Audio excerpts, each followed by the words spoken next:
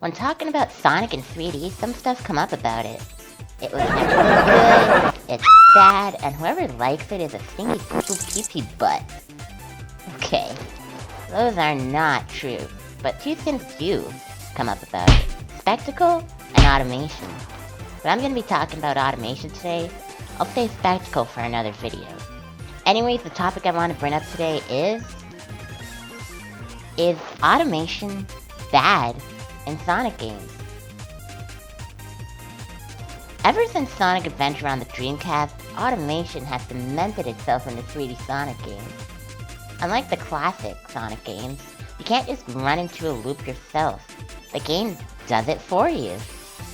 Something that used to be an obstacle for the player is now just something they breeze through, with little to no input from the player. Then you have the iconic rail chase, which is not really automated. You hold back, but still the player's not really doing much. Stuff like this happens quite a lot in Emerald Coast, all the way until basically the end of the level. In Sonic Adventure 2, it was more of the same. Loop-de-loops are still automated, and there are more set pieces in levels that require little to no input. While still holding forward, the player is not doing much but watching the game play itself. And this is basically a thing in every 3D Sonic game from Sonic Heroes to Sonic Forces. Yeah! Most people think automation should not be a thing in Sonic games. The player should be in control at all times. The player should be able to control themselves in loop-de-loops, not the game. And from everything I've said up to this point, makes it seem that I agree with this sentiment. But actually, I don't. While I do think in 3D Sonic games the player should be in control most of the time, automation is needed in some cases. Example, Loop-de-Loop. Well, many Sonic fan games, even my own, which I may make a video on if anyone would care. No one would. But basically leaves control completely to the player in Loop-de-Loops. It is not very easy to control. While it is controllable, it is far from easy to control. Ask someone who has never played a Sonic game, or a family member, to try and get through a loop-de-loop in a Sonic fan game. Most likely, they will not succeed, or in some cases, die.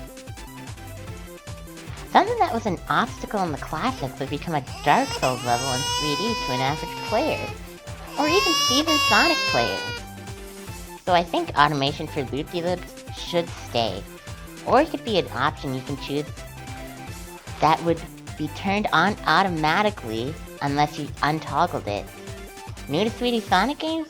Well, just play the game normally with loop-de-loop automation on. Or if you want a challenge, or a seasoned Sonic player, go to the options and turn off loop-de-loop automation. So in conclusion, automation is needed for some parts of 3D Sonic. Going through loop-de-loops in the classics was simple. Have enough speed and hold right, you will get through the loop-de-loop no problem. But in 3D, it would be a lot harder than just holding right.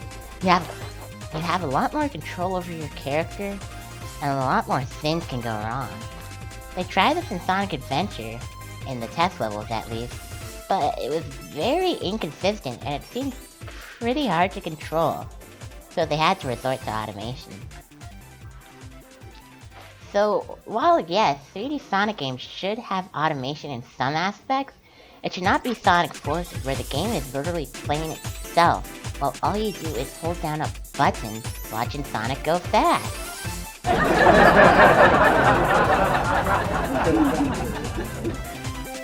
I think the Sonic series should never go on the route Sonic Forces did again, because that game is just automation. The one thing a Sonic game should never be. Okay, if you like the video, please subscribe, because, about 99% of people who watch my videos are not even subscribed, so if you're not subscribed and you're liking my content, just hit the subscribe button. Also, press the like button as it's uploading videos. Barely anybody's liking them. I'm not liking them myself, but, I want other people to like them. Okay, whatever. Anyways, have a good day.